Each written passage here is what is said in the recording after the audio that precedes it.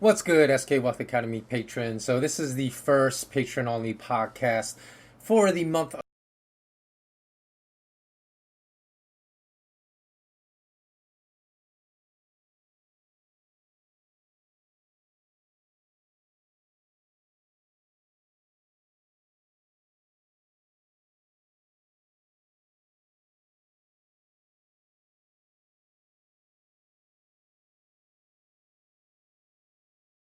of August. The second one will follow almost immediately. And this one, actually, I think I very rarely make my Patreon-only content public for everyone, but since this podcast is going to address a philosophical issue that I believe is important, should be heard by everyone, I'm actually, going to make it available to you first, and then I'm going to post this publicly, maybe within 1 or 2 days. But this is not going to be a common event. So I know actually I've mentioned that in the past, but I never publicly posted it. Um, I might do this like once every few months, but this, I believe, is only the first or second podcast I've ever publicly posted. That's a Patreon only podcast. It might actually be the very first one. Can't remember. There might be one other one that I've done this with. But don't worry, it's not going to become a regular event. Um, most of the 99% of the content will be for Patrons only. But I also do want to mention, because there are two podcasts every month, and only the Transcendent patrons receive both podcasts. Now, the Transcendent patrons also receive 3 to 5 weekly videos or 3 to 5 videos every week, I should say. Very short videos, but I talk about what my thoughts are for gold, silver, U.S. stock market, sometimes specific stocks, because I have spoken in the past about Tesla right before Tesla share prices plunged 30% 2 times. So for anyone that listened and shorted Tesla, you only made a tremendous amount of money on both those put options. But I do speak about this just for your information of if you're interested in receiving these 3 to 5 opinions of mine per week as far as where gold and silver prices are heading, in the media term, then you can become a transcendent patron. So let's get started. So today I'm going to address why critical thinking is literally inseparable from freedom. And I believe critical thinking is as inseparable from freedom as much as gold is inseparable from the concept and platform of sound money and sound banking. In fact, one can really consider this podcast to be a companion to an article I wrote 10 years ago, which was entitled Gold and Economic Freedom Reinterpreted for the 21st Century. So I say reinterpreted for the 21st century because that was actually the exact title, Gold and Economic Freedom, of an article wrote by the most famous central banker of all, the former chairman of the U.S. Central Bank, Alan Greenspan, decades ago, before he sold his soul to the devil and really worked against the best interests, not only of American citizens, but of all global citizens, and really destroying the purchasing power of the dollar. Because we all know the purchasing power of the dollar has declined by nearly 99% since the inception of the U.S. Central Bank. So their mission of price stability is a complete joke. Now, the reason I spent the last 10 years of my life establishing SK Wealth Academy, which I'm ready for launch, and as I mentioned previously, it's only been delayed because I had been planning to incorporate it in Hong Kong, as I'm based in Asia, as Hong Kong is a city nation or city state that has been really quite a good place to incorporate for someone that runs a small business such as myself. But as you know, I have not been able to travel to Hong Kong in over a month, so I'm really having to reconsider where to incorporate my company, because God knows, I mean, people say it's going to be done by October because apparently there's some big communist holiday in October, and they say China doesn't want the embarrassment of what's going on in Hong Kong to last into that. Even though, I really don't consider China to be a completely communist nation, because there certainly are extreme elements of capitalism, though not free market capitalism, because free market capitalism doesn't exist in any of the 193 nation states in the world.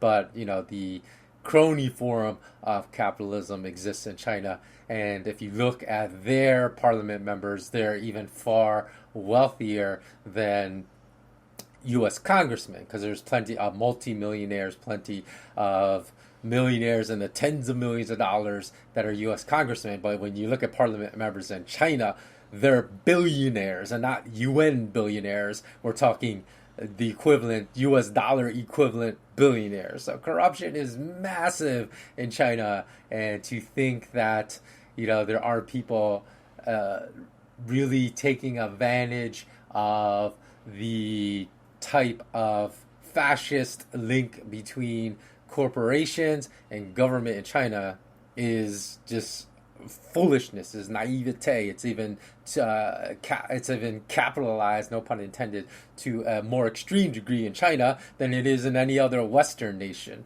So, in any event, the reason I spent 10 years of my life founding SK Wealth Academy is because of my observation of the rapid deterioration of critical thinking skills, which has sparked the creation of social environments in which it is nearly impossible to present an opposition view to a mainstream narrative without this view being politicized for political agendas instead of being analyzed for its merit or lack thereof. So, actually, before I continue, I wanted to mention, for those of you that may be listening to this podcast on YouTube, on my YouTube Mala Mala Ma channel, the reason I introed this particular podcast by saying what's good, Patreon members, is because my Patreon members receive 2 podcasts. Well, my Transcendent level, which is only $5 a month, receive 2 podcasts every month.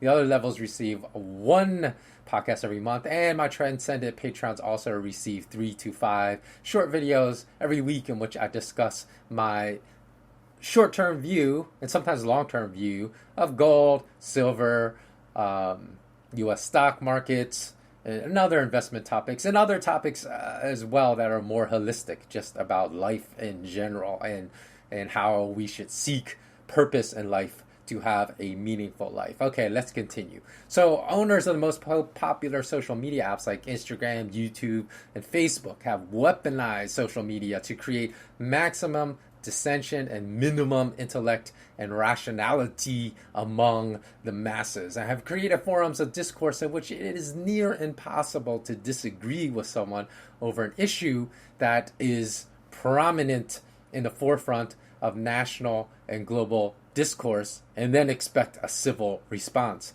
One of the marks of a civil society has always been the ability to have civil discussions about topics and to consider the merits of an opposition view before dismissing it.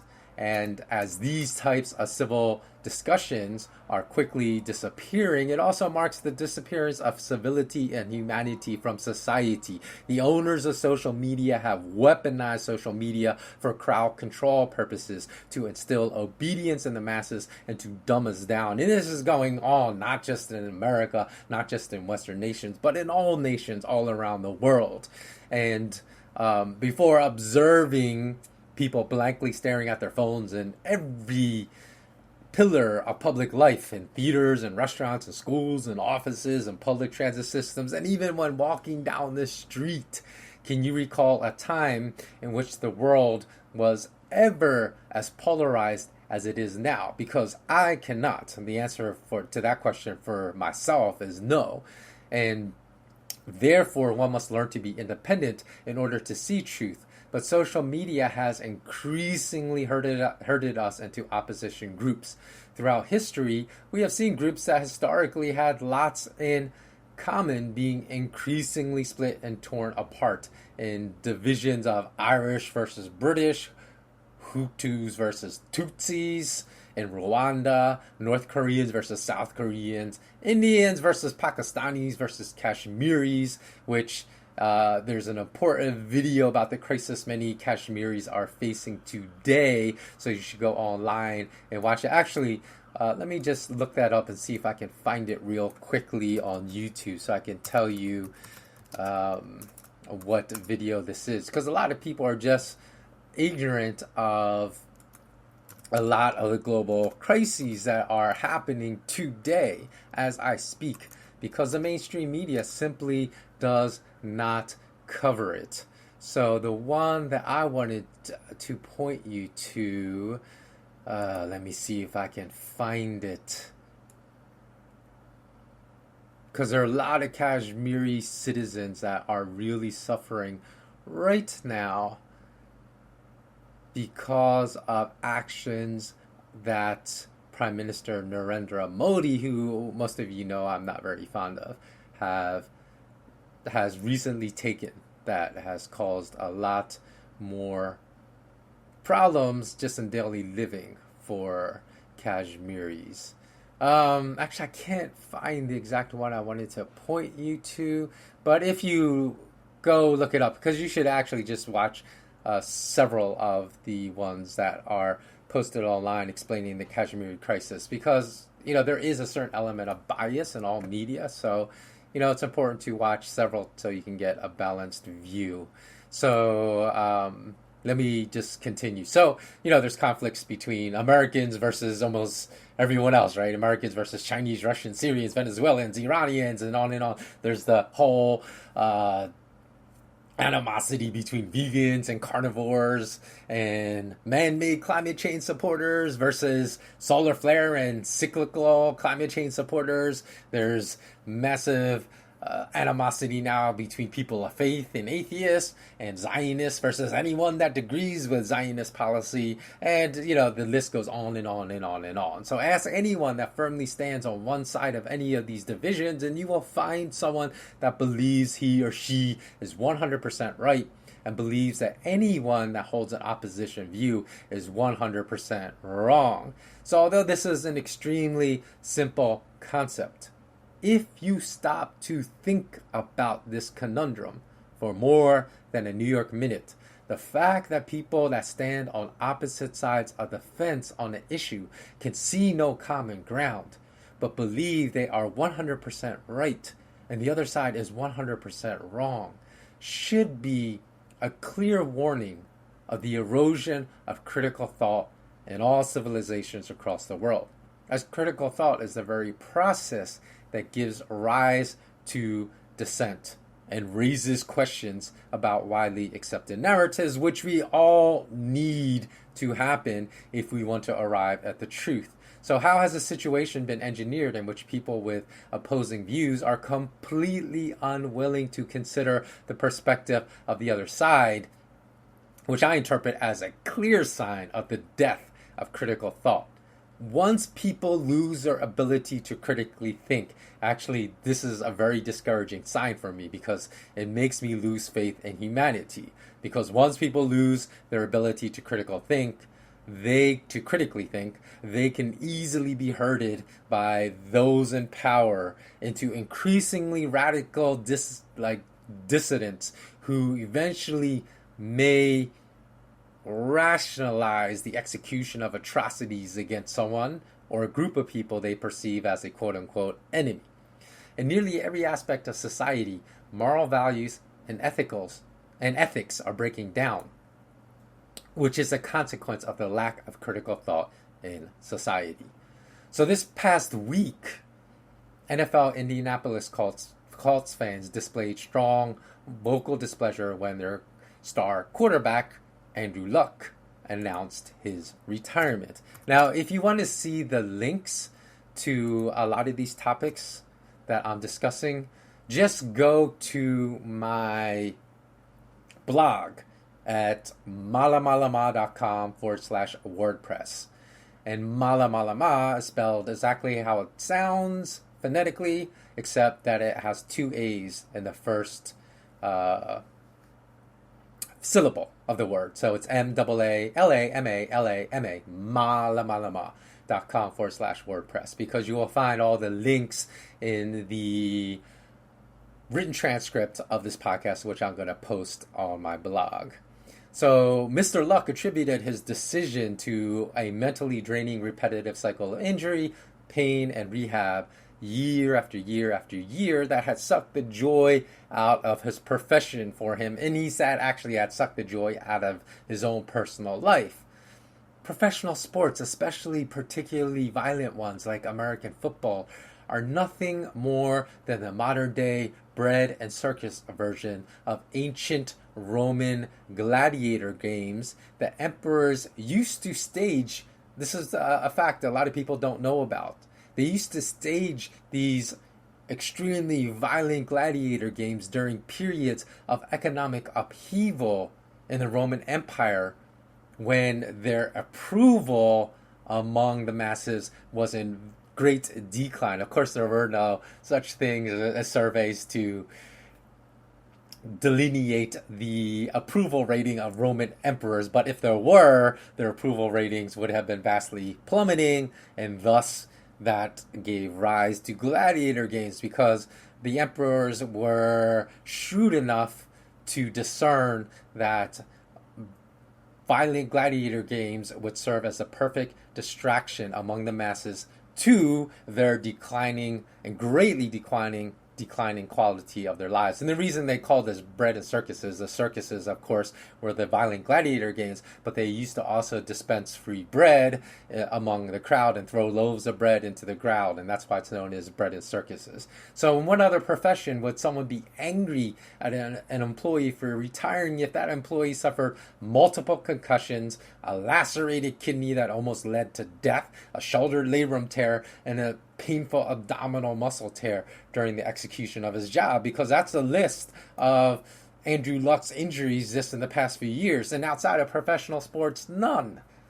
Of course, some will argue that athletes know the danger of the career in which they participate and are compensated with salaries of tens of millions of dollars every year, so they shouldn't complain about their injuries. But the counter argument to this argument is that because they voluntarily choose to participate and subject their bodies to extreme violence and injury risk, they should, of course, also be allowed to voluntarily choose to walk away from the game and to preserve their health with no animosity from their fans as well. Because no one ever commanded a sports fan to marry the happiness they perceive in their life to the outcome of a child's game. Because football is a children's game, which in and of itself is a choice that reflects an extreme lack of critical thought when it comes to the pursuit of happiness in our lives, as well as a choice that will be married to an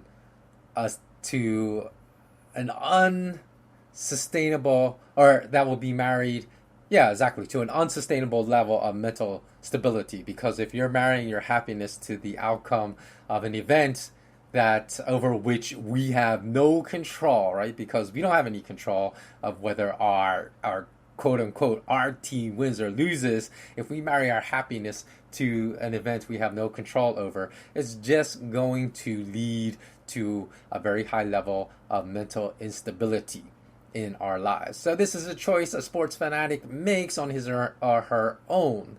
And again, if you go to the written transcript, you can find a link that will show you numerous compilations of mental breakdowns suffered by sports fans when their so-called team lost an important game.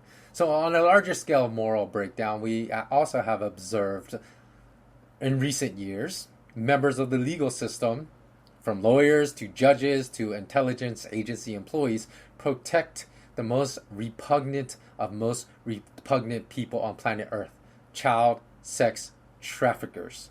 And these child sex traffickers have been operating within the highest levels of banking, Wall Street, politics, and even royalty.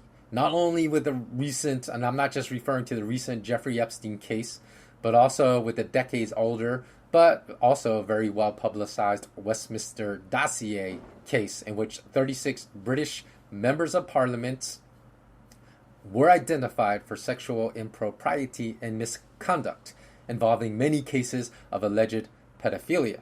However, unfortunately, back then, just as with today, that case resulted in not a single conviction. And time again, when we observe such moral depravity in which law enforcement agents refuse to protect the innocence of thousands of children whose lives are being destroyed by the most morally depraved people in the world, but very, very politically powerful adults, we must acknowledge that we have entered advanced stages of the decline of civilization, because there is no explanation that could rationalize these actions taken by law enforcement agents. In both of these events, there should have been no question or dispute about the long prison sentences to which the guilty British MPs and Jeffrey Epstein and his accomplices, who still remain free, should have been subjected. The fact that issues of sexual harassment of women in the workplace inspired a massive #MeToo movement, but yet an even more important issue, due to the young age and psychological vulnerability of its victims, child sex trafficking, inspired no widespread outrage or movement, was disconcerting at the least, and the lack of uniformity and consistency in which the masses apply morality. Many activists will only display support for a cause when it is politically expedient to do so, but will remain silent when speaking out is no longer expedient, no matter how morally repugnant the issue, simply due to the power of the players involved and the power of these players may wield in negatively affecting their careers. There are many people that refuse to speak out against the British MPs involved in child sex trafficking, and again refused to speak out against Jeffrey Epstein when he was convicted of pedophilia 10 years ago, simply due to the prominence of the people involved in these cases. And there were also many Hollywood and very famous Hollywood celebrities that were almost assuredly aware about Harvey Weinstein's transgressions for years, but look the other way because of Weinstein. Actually, I'm not sure if it's Weinstein or Weinstein. His ability to boost their acting careers. So critical thinking, in my opinion, is inseparable from freedom, even in our voluntary choices of how we choose to spend our leisure time. Due to the proliferation of high-quality entertainment experiences designed to sedate us from participation in real life, and from recognizing the destruction of civilization happening all around us, the vast majority of citizens that qualify among the top half of income earners in their nations remain oblivious to the extremely fragile nature of their existence due to voluntary choices to remain embedded in this fog of delusion. Now, the term the fog of war was once coined to define the general ignorance of the masses behind the real reasons for global wars, as well as the real destruction and violence that happened during these wars. Today, no war is necessary to usher in such a fog of delusion, as massive propaganda and disinformation campaigns executed through ordinary life have achieved this goal. The fog of delusion has been so overwhelming that those that dwell inside this fog, when confronted with reality, tend to often exhibit Stockholm Syndrome and display anger toward their rescuers and love for their captors. In fact, many living inside the matrix of delusion are so strongly committed to the delusions they embrace, delusions created by their very captors, that they will go out of their way to avoid anything or anyone that may possibly destroy these delusions. This behavior at times is the most difficult to understand because it is the antithesis of self-preservation, a behavior that is essential to human nature. However, though self-preservation still kicks in extremely strongly when man is confronted by wild, fearsome animals like Sundarbans tigers in India or grizzly bears in Alaska, the human instinct of self-preservation has been very cleverly re-engineered by those that constructed our academic and financial systems to be completely turned off when it comes to matters of money, banking, and finance. Instead, by clinging to delusion and refusing to accept the realities of our Ponzi scheme, global banking, and financial systems, man ensures his own self-destruction. For example, for many years prior to the Argentine peso devaluation into near worthlessness and the Venezuelan bolivar devaluation into worthlessness, I preached the impending implosion of fiat currencies on my wealth education blog and preached the necessity of converting one's savings into physical gold in order to survive this implosion. In fact, I'm still preaching this message to those that can still save themselves in the developed industrialized nation, and messages I've been disseminating on my free newsletter that you can subscribe to at my website, malamalama.com, which is still under construction at this very moment, but there are links to subscribe to my free newsletter there. So though this very easily executable action would have saved tens of millions of middle-class citizens from plunging into poverty, as was an action that literally could have been executed for years to enable wealth preservation, nearly nobody in these nations followed this very simple advice that I was dispensing. And because many people have no idea of how quickly economic conditions can plunge into darkness, especially if they've never lived through such a frightening event themselves, they falsely assume that what happened somewhere else can never happen in their own nation of residence. Now, for those of you that are young, in your 20s or 30s, or even in your teen years that are listening to this podcast, if you have a grandmother or grandfather still alive, it's most likely that they lived through the global Great Depression. So ask them how quickly dark economic conditions formed back then, because you need to understand that to understand how quickly that can happen today. And consequently, from a perspective of future economic survival, critical thinking is inseparable from freedom. This week, I saw an article flash across my computer that the Turkish lira had plunged 15%, not within this past year, which has still been a massive devaluation of purchasing power over a year period. Not within the past month, not even within the past 24 hours, but within a few seconds. And most people that have their savings stored in euros, yen, US dollars, Canadian dollars, and Australian dollars, which most likely describes the majority of people listening to this podcast, will think, but that's Turkey. That will never happen here. And the fault of such a mindset is that massive fiat currency dumps are never a threat until they are. And that's what makes dwelling in delusion so dangerous. Living in an age of delusion, which is not necessarily a fault of ours, because the delusion has been created and forwarded for decades by those that wield the most political and economic power in every nation. So by default, we are all living in an age of delusion. It's just whether we're able to see through this fog or not that would separate us from one another and making the choices that are the most beneficial to ourselves, or making choices that are the most harmful, detrimental to ourselves. So living in this age of delusion makes it near impossible for most of us to separate our emotions from the truth. And by the time we realize the massive harm we have self-inflicted on our own economic survival by not facing up to the truth, it is too late, because economic collapses often arrive like a bat out of hell. And consequently, the only people able to adequately deal with these rapid turns for the worse are those that faced up to reality and prepared for it long before it arrived.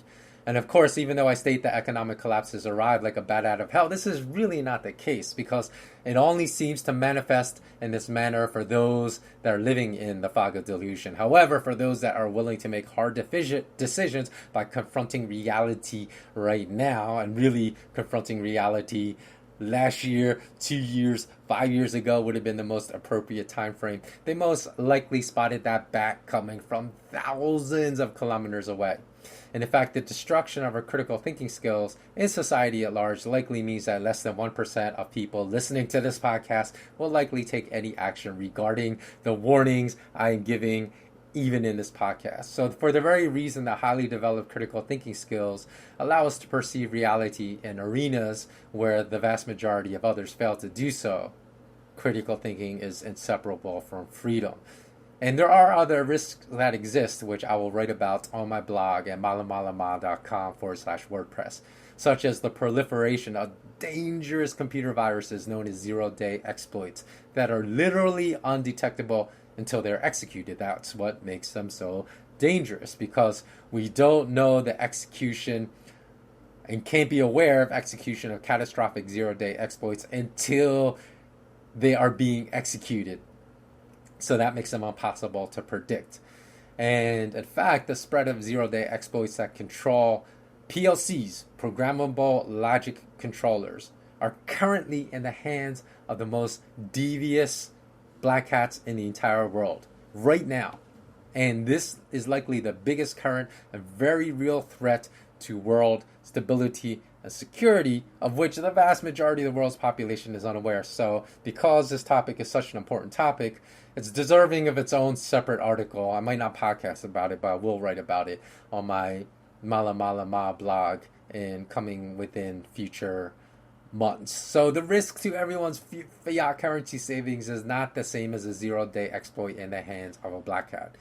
The risk manifesting itself in the global financial and monetary system has been a slow burn for the past decade and has been identifiable every step of the way for the last 10 years. So this takes me up to the art of the Great Deception. Another arena in which great deception has spread has been in politics. And before I continue, actually, let me take a quick break, because sometimes, it takes me weeks, if not months, to conduct the necessary research to write these articles, to make these podcasts. So because I have been shadow banned, deplatformed, if you go to my new YouTube channel is called Mala Mala Ma. If you go to my former YouTube channel, which was called SK Wealth Academy, and you will look, if you look at, you sort my videos by most watched to least watched, you'll see the top one has 12 million views. Now that's been stuck. That used to grow by several 100,000 views like every few months, and it's been stuck within the same range of, I think, 1,000 views for like over a year now, because you'll see comments for this video has been disabled. You see 0 comments. There used to be thousands of comments on that particular video. And a lot of times when people see videos in which comments have been disabled, they think, oh, they just don't want people to criticize the content in that video. Not true in all cases. Some cases, of course, that's true.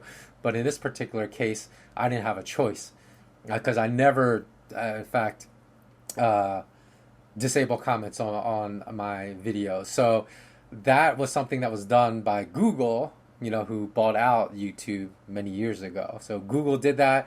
And when I tried to contact them to have them turn the comments back on, they ignored every single inquiry. They wouldn't reply to me. And in fact, others have told me that's very hard to even find that video when typing in the exact name. So apparently, I think that's called shadow banning. They've even shadow banned that video. So that's why it's been stuck on that same plus or minus 10,000 views of 12 point, let me see exactly what it is. I think it's like 12.3 million views for over a year now, and really hasn't grown. So because actually they have also demonetized like all my videos, I want to thank people that support me on Patreon, because I do depend upon these Patreon donations to be able to continue. Like I would hate to really have to monetize my blog in the future, like make it password protected like all articles, because I think this is very important information to get out there. So my Patreon, for those who want to support me there, is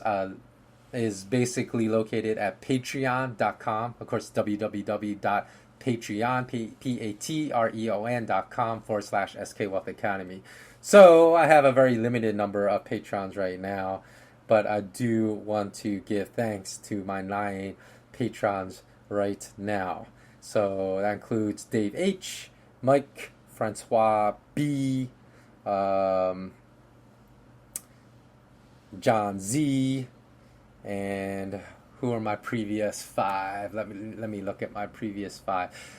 Actually, I will mention you and others because I don't want to break up the flow of this, but I do want to give a lot of gratitude towards those that have decided to become patrons, because that does really help me continue to pump out content for free.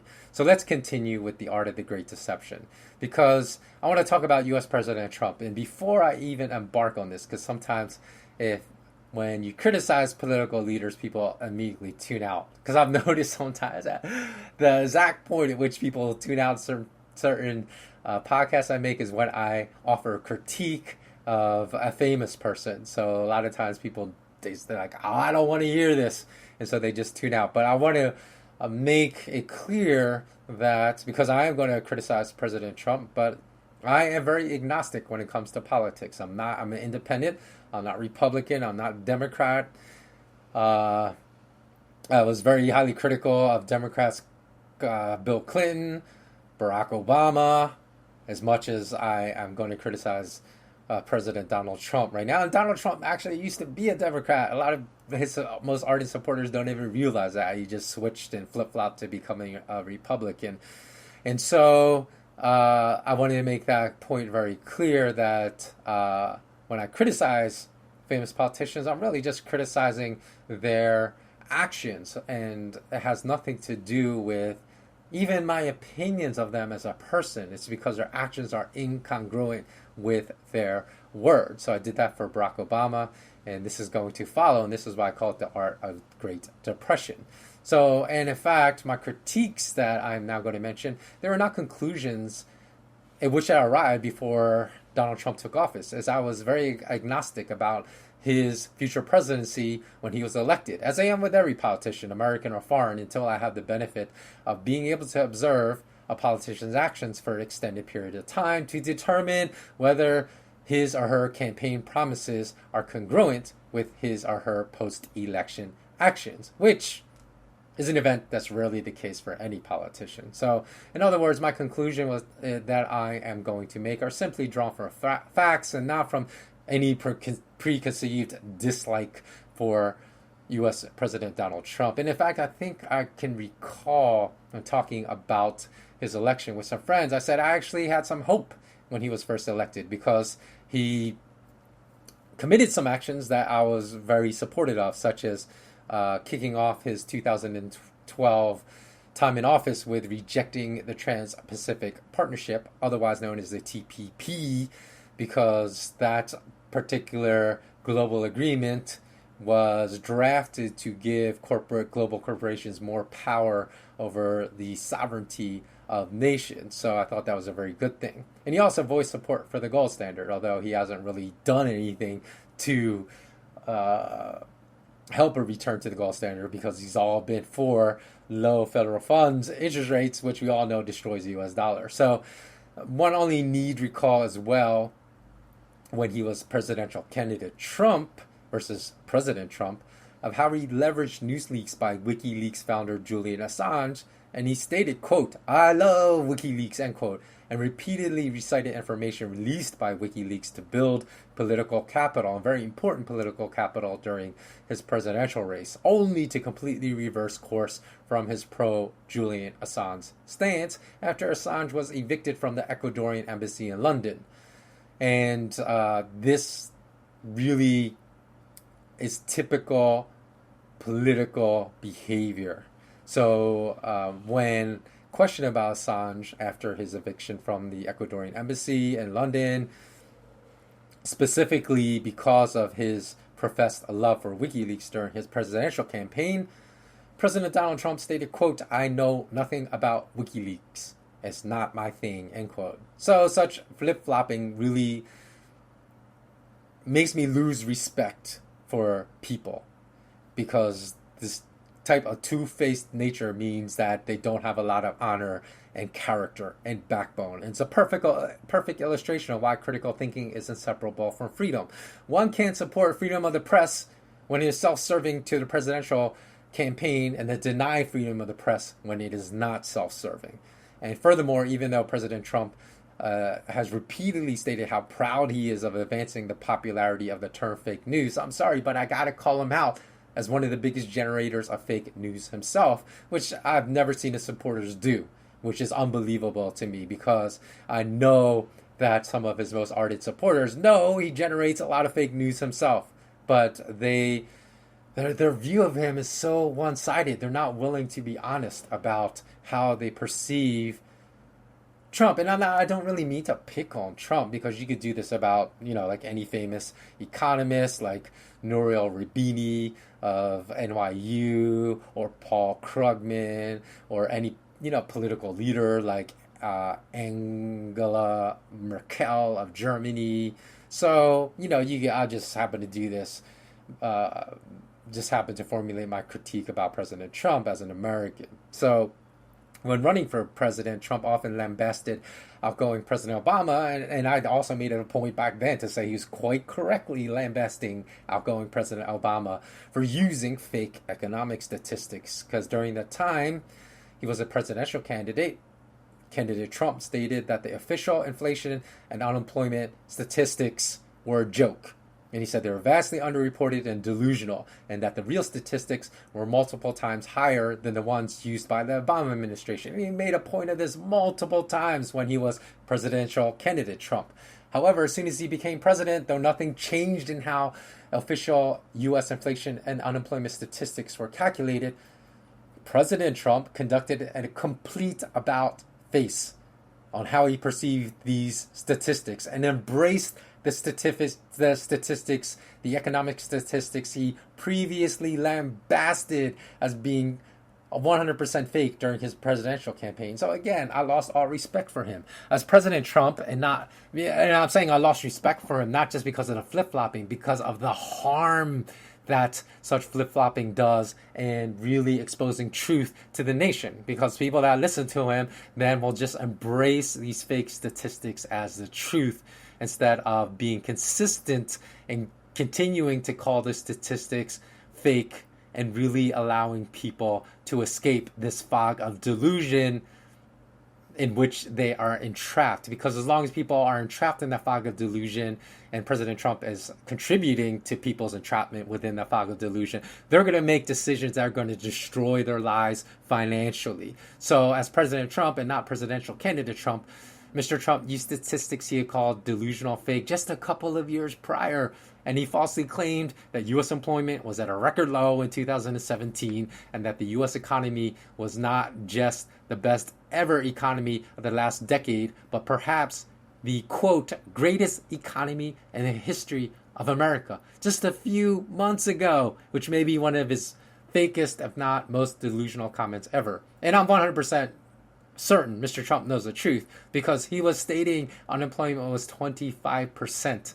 And when he was running for president, he was saying that's the true unemployment statistics we should be looking at and why Democrats have failed us. And he can't possibly believe that he's taken down unemployment from 25% to the low single digit unemployment rates that he quotes as, the reflection of the best economy in the history of America. So I know he knows the truth. So that again is so disrespectful to continue to delude people in America and all around the world.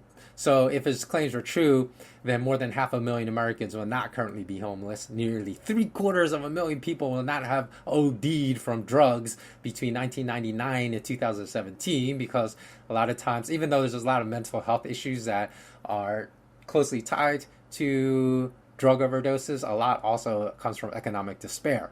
So, and the problem has grown increasingly worse every year in recent years as far as opioid deaths. And the number of opioid deaths in 2017 would not have been 6 times greater than the same number of deaths from opioids in 1999, according to the U.S. Centers for Disease Control. And according to the U.S. Department of Housing and Urban Development, more than 1 out of every 20 Americans will not be living in third world conditions of deep poverty, with 1 in 8 Americans living in conditions of poverty. So all these conditions are incongruent with claims of the best economy, greatest economy in the history of America. So in great irony, many of the same people that cheered presidential candidate Trump for exposing the lies of the previous administration's use of inflated economic statistics back in 2011, these are the same people that are now cheering him for spreading the exact same lies that he criticized just 4 years ago. And the above is just the tip of the iceberg. While widely critical of any human rights transgressions committed in China and Russia, every U.S. mainstream media journalist has openly displayed extreme hypocrisy by refusing to criticize not only this administration's, but every previous administration's close ties with the House of Saud, despite Saudi Arabia's despicable human rights crimes, including beheadings of teenager activists for merely criticizing House of Saud policies, and of course the infamous illegal torture and gruesome dismemberment of journalists Jamal Khashoggi inside a Saudi Arabian embassy in Istanbul, Turkey. So instead of the imposition of morally warranted economic sanctions against Saudi Arabia, the current as well as past U.S. administrations have continued to approve arms deals with Saudi Arabia that amount to multi-billion dollars of weapon sales annually, every single year. Although such deals still often face resistance from a smattering of U.S. congressmen that are still willing to exercise their moral conscience. But often it's not enough to prevent those deals from going through. So some may misinterpret, as I led this section with, this particular section of this podcast is my personal disdain for President Trump, but nothing could be further from the truth, because it's really what I'm expressing. Of course, I am expressing, my disdain for his flip-flopping and for his incongruence in not having a strong backbone and being able to out consistent economic lies. So that I am expressing disdain for. But the bigger picture is I'm not really expressing disdain for him as a person. I'm expressing disdain for a journalism industry that no longer holds any global leader accountable for their words, that no longer questions any global leader that directly contradicts statements they previously made, and that regularly chooses to apply situational ethics and situational morality to criticize crimes when the criticism fits a forwarded state narrative, but remains silent, and I mean completely silent, like a desert of silence on even bigger crimes when it does not fit the state narrative. So critical thought has completely disappeared from the Western journalism industry at this present time. And that's why I say, if we as human beings want to remain free, we must exercise our own personal responsibility to increase our levels of critical thought, because we're certainly not going to get any dissemination or critical thought from the journalism industry. Political blindness, another affliction that many of us suffer from, and the constant seeking of a political savior. Oh, who's the next person that's going to save us from our miserable economic conditions? They're both behaviors that are never engaged in by anyone with a baseline level of critical thinking skills. Savior and redemption comes from personal accountability, personal responsibility, and the formation of grassroots communities from the bottom up, not from the top down. So to understand reality, we must seek knowledge that exists beyond the realm of our personal experiences. So many Americans also do not realize the grave and life-threatening hardships currently facing a large portion of the nation. And actually that applies not just to Americans, but to the top tier of wealth in every nation. They don't really understand the grave and life-threatening hardships that the majority of the citizens residing in their nation are facing, including segments of the population that were once the backbone of their nations. In America, that segment would include farmers. So, and this disconnect from reality occurs simply because those that are well off rarely interact with the quite substantial segment of the nation that's struggling the most. Thus, we suffer from out of sight, out of mind syndrome. And as a former resident of Los Angeles in the United States, if you believe that my calling out of the level of poverty that exists for many U.S. residents as comparable to the poverty conditions that exist in third world nations, if you believe that is my calling out in this regard is absurd, you will quickly change your mind if you visit the 50-block grid of downtown LA known as Skid Row.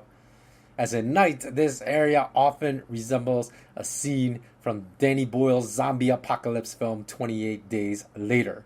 Just because we may be unaware of situations that exist due to carefully constructed illusions by those in power, ignorance does not invalidate the reality that these situations exist. Even when I lived in Philadelphia years ago near the waterfront, most of my neighbors had zero idea of the horrible conditions that existed just across the river in Camden, New Jersey, a city that the U.S. magazine Time magazine once published an article about with blaring headlines, "Who could live here?"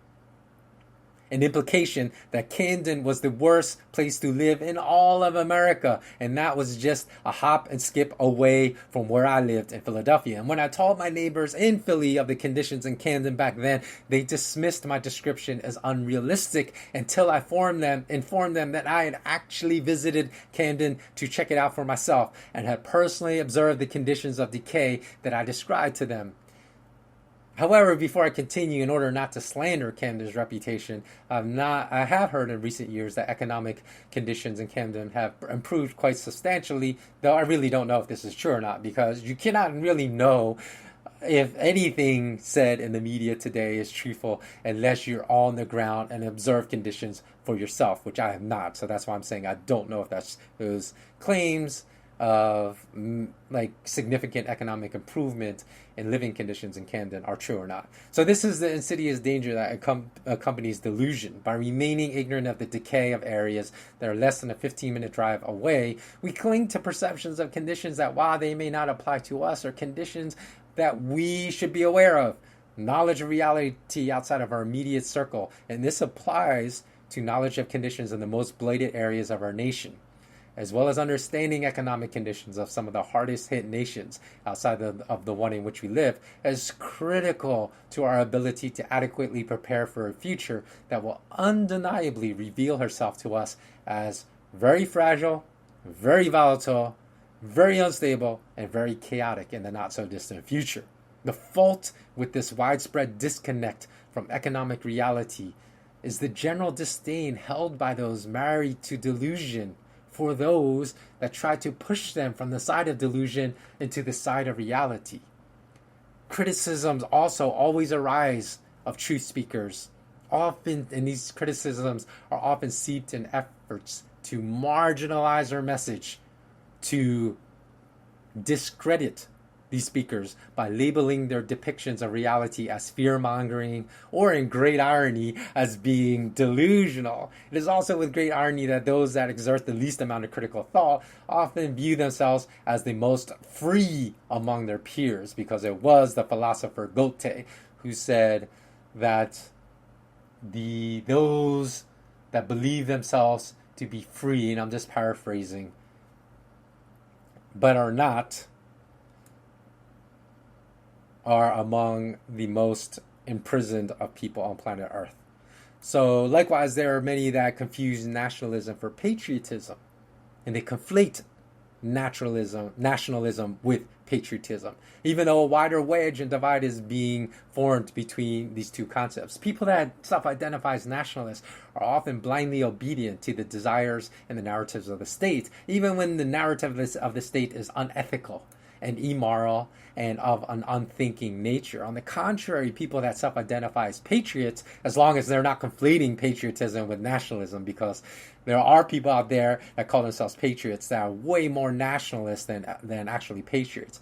But people that self-identify and are true patriots are often unflappable in their morality and express outrage against all enemies that are foreign and enemies that are also domestic, while nationalists tend to only label foreigners as the enemy, even when the greater enemy is a domestic enemy hiding within the borders of their own nation. So I believe the key separator between nationalists and patriots, because they are not the same, is in the level of critical thought displayed between these two groups. Patriots exhibit, and I'm talking true patriots, not nationalists that conflate nationalism with patriots and wrongly call themselves patriots, but true patriots. They exhibit a much higher level of critical thought because they understand that critical thinking is inseparable from freedom, whereas nationalists are more subject to the influences and the direction in which a national narrative is blowing. So I further find it curious that rarely does the financial investment industry receive the same critique of fear-mongering, even though the pillars of the Wall Street selling strategies have always been fear and greed, right? Those are their two pillars. If you can't trick a retail client into investing in a highly inflated stock market bubble of fear, then trick them into investing into a highly overinflated stock market bubble ready to pop on greed. And with that said, let's move on to the next topic. I think there's only a couple more topics. So I want to discuss why positive thinking does not always yield positive effects, because positive thinking is such a great meme today, right? Everyone's always saying, oh, if you think positive, then positive blessings will come your way. But it's really not that easy. The whole concept of positive thinking, although it's blown up on social media, is way more nuanced than I would say 99% of people make it out to be. The current chaos in Hong Kong, whether the allegations of the Hong Kong uprising being a CIA-inspired operation are true or not, is a perfect example of how peace can descend into chaos, seemingly out of the blue. Just a few months ago, Hong Kong was perfectly peaceful. In fact, there were more visible signs of impending chaos in Hong Kong after I visited it after the 2008 global financial crisis. And at that time, I've observed protesters situating themselves on the ground floor of the landmark Hong Kong Shanghai Bank Corporation Tower in the heart of the Hong Kong financial district. And I haven't been in Hong Kong recently during, the most violent outbreaks of chaos in recent weeks, but those visible signs of impending chaos in Hong Kong after the 2008 global financial crisis were greater than the ones witnessed earlier this year. And though many careers have been built off of positive thinking memes spread on social media, think DJ Khaled and his perpetual use of "we the best," positive thinking, if clouded by delusion, can actually be detrimental. For example, I believe the delusional side of positive thinking has already spread to teenagers in America, as several occupational surveys have revealed that the number one desired occupation by teenagers when they make the transition from teenagers into adulthood is becoming a social media influencer. The surveys did not follow up this finding with an attempt to uncover the reasons why teenagers most desire to become social media influencers. I think the answer is self-evident. The quote-unquote occupation of a social media influencer is a way to combine the transhumanism, selfie culture of narcissism and the desire to be worshipped by others with a means to make lots of income while expending minimal effort outside of documenting your life online in a filtered manner to highlight and accentuate only the best parts of one's life without ever documenting the reality of the balance of the struggles we all face. In other words, that type of occupation combines all the worst aspects of human nature, in my opinion. So I'm sure that I've fallen victim myself to feeding the ego of some social media posts, as if one uses social media enough, your behavior inevitably will be influenced by the behavior one witnesses on these channels. But on the flip side of that equation, some people ask me why I post numerous moments of hardship on my Instagram channel and why I often talk about the importance of solitude, struggle, and of doing things that you don't want to do. They say, what does that have to do with wealth? Aren't you a wealth-focused Instagram channel? And that I am, but the problem is my concept of wealth and people's other concept of wealth, or society's concept of wealth, are completely different. I want to disrupt and completely radicalize society's notion of wealth and success into something much more holistic and much more positive for the communities in which we reside and for the population, all human beings on planet Earth. Because the concept that society forms of success and wealth is extremely narcissistic, and it's always, I want to get mine, and if I don't get mine, I don't care how getting mine negatively impacts and makes other people suffer. So why I often talk about the importance of solitude and struggle, though I could choose to fill my Instagram channel with photos of shiny, happy moments with beautiful people, that wouldn't be an accurate representation of my life or of anyone's life. And even though posting numerous moments about struggle is not necessarily an accurate representation of my life either, as my life is not all about struggle, I deliberately wanted my IG channel, which has the same name, Mala Mala Ma, to serve as almost an anti-social media channel, filled with posts about discipline, struggle, hardship, reality, an expanded definition of success, of mental health, of wealth.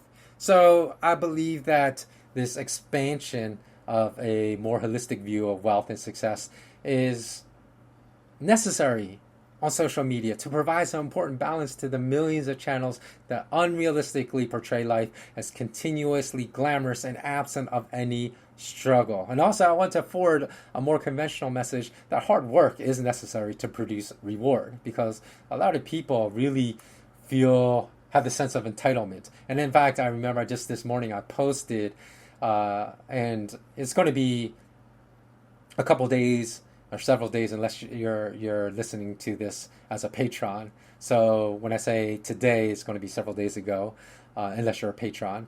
But I posted a Instagram story today, just of this happened several months ago, of this lineup of hundreds. It looked like hundreds of people waiting to summit Everest, and I said this is a complete joke, because I said probably well over 95% of these people have zero business being up there on this plateau about to summit Everest, because there was a huge lineup and a huge backup and people had to wait. And people know in bad weather that you need to summit Everest and then immediately start descending. Could be a matter of life and death. And there are hundreds. You know why? Because people with no mountaineering experience whatsoever, rich people that don't want to put in the hard work to achieve their goal of summiting Everest, will pay a Sherpa, will pay a Nepalese Sherpa like anywhere from $30,000, I've read, up to $50,000 to haul all their gear, do all the hard work for them,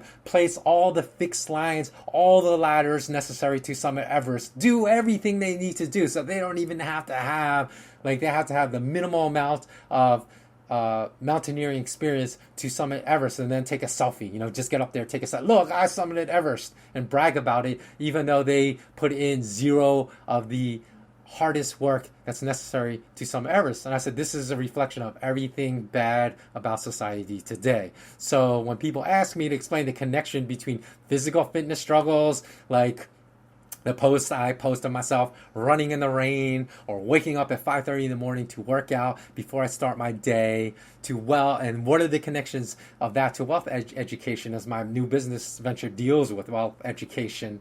Here's the answer. The point of posting such items is merely to reinforce a message that discipline, consistency, which I just ragged on Donald Trump for not having, must be applied across all facets of life. If one is not disciplined physically, one will not be disciplined mentally, and one will not achieve one's career and life goals. Usually an obese person that is obese not because of a hormonal imbalance, they're obese due to gluttony. They lack the discipline just even to eat properly. They lack the discipline of eating for nutrition. Just want to eat everything that tastes good. Cake, cookies, pizza, hamburgers, french fries. So they're going to lack. If you see a person that's obese due to gluttony, this person, I guarantee you, lacks discipline in other critical areas of life. So even if that person is viewed as successful because they earn a lot of money, which is not my view of success, that person is completely unsuccessful to me. He or she is still going to be likely wasteful in the manner in which he or she spends that income. So thematically, though my Instagram channel is not a fitness channel, I simply wanted to use it to spread a message of discipline, consistency, hard work, all as being key elements to reward, no matter the aspect of life in which you may be seeking reward.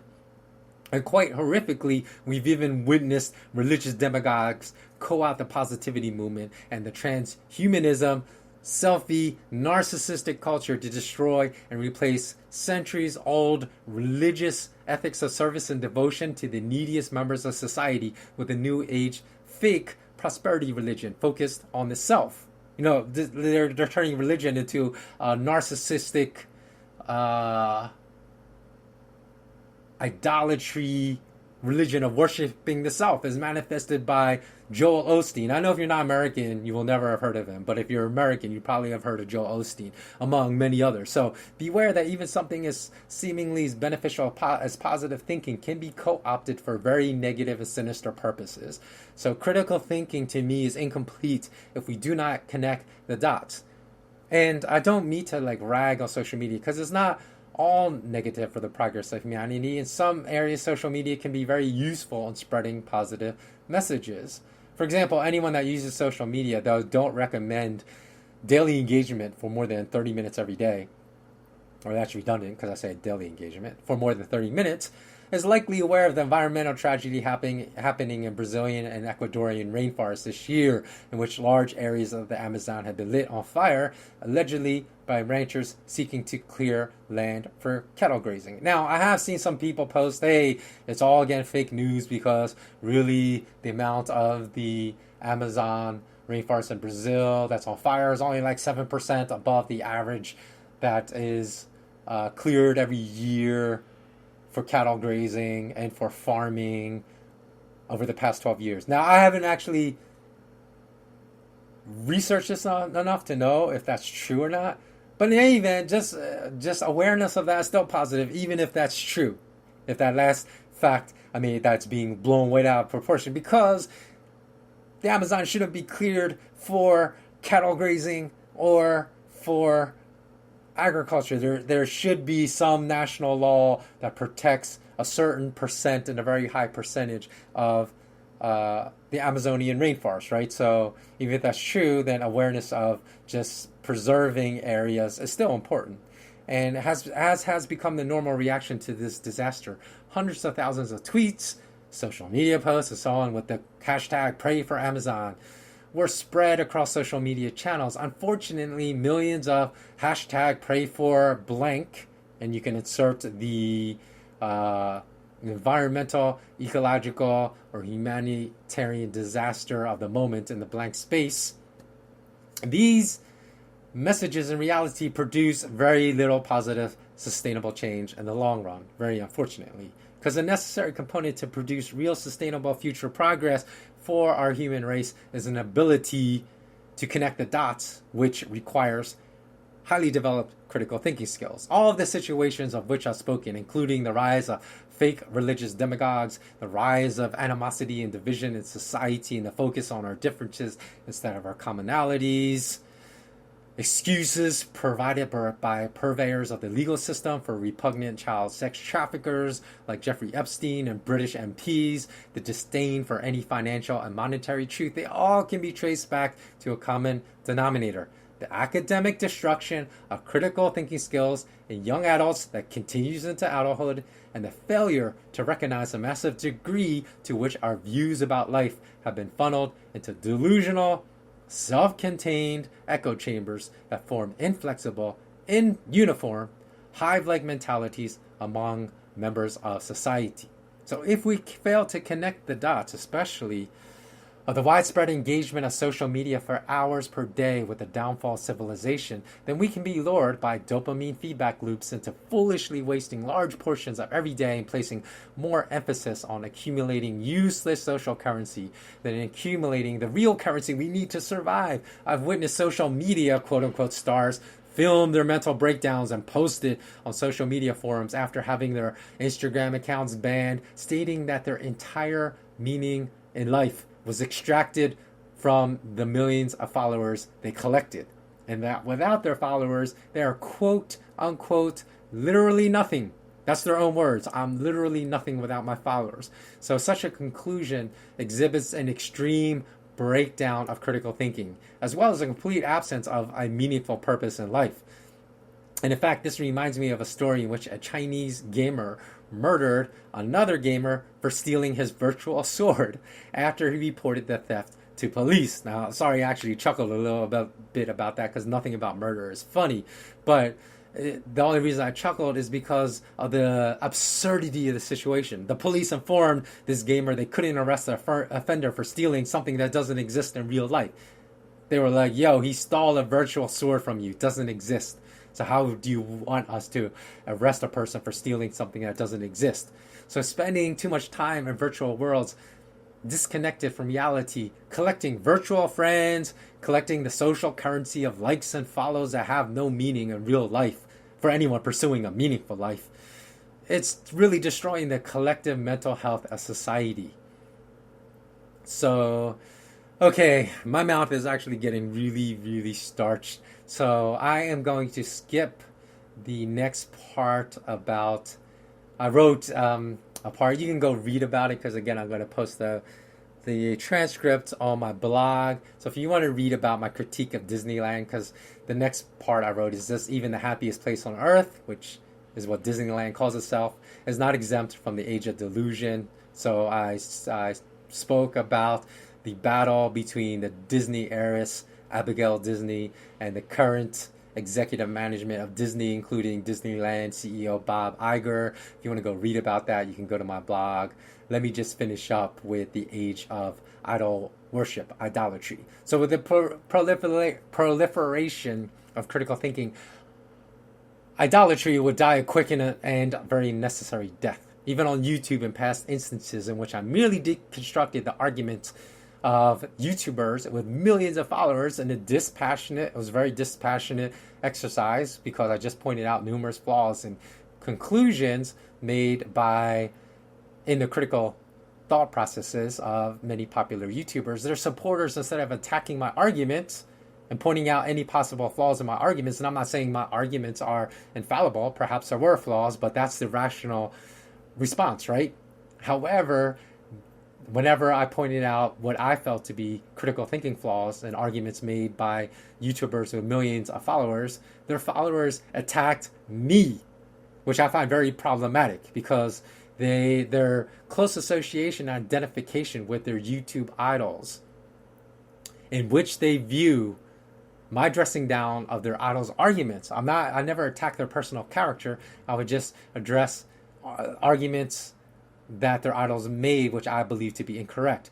They actually would view that as a personal attack on them, and in turn respond with ad hominem attacks upon me. And that's obviously, that just hasn't happened to me. It's probably happened to some of you that are listening to this podcast, because thousands have suffered this reaction, not just me. But this inability of anyone to levy any critique against social media idols without the critique immediately generating enormous unwarranted blowback illustrates the rapid disappearance from our society of the process of understanding how to think. And I find that extremely troubling.